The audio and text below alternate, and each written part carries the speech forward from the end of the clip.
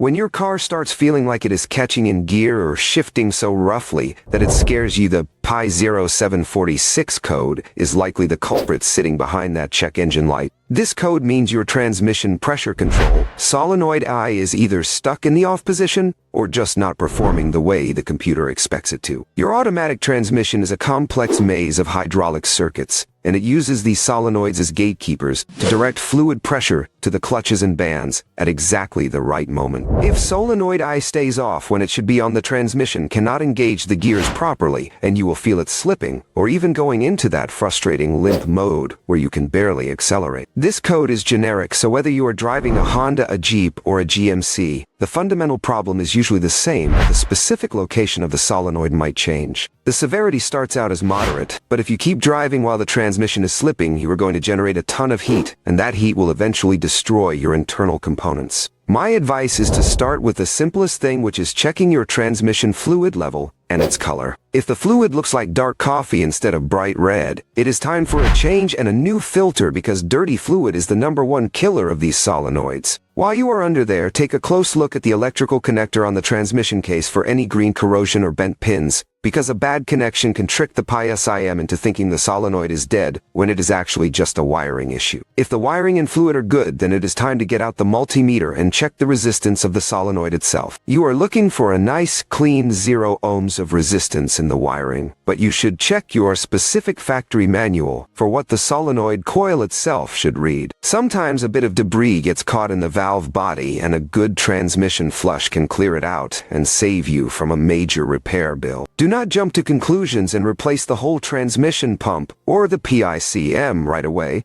because most of the time it is just a simple solenoid or a wiring fault that is causing all the drama. Taking it one step at a time and being thorough with your inspection is the best way to get your transmission shifting smoothly again without breaking the bank.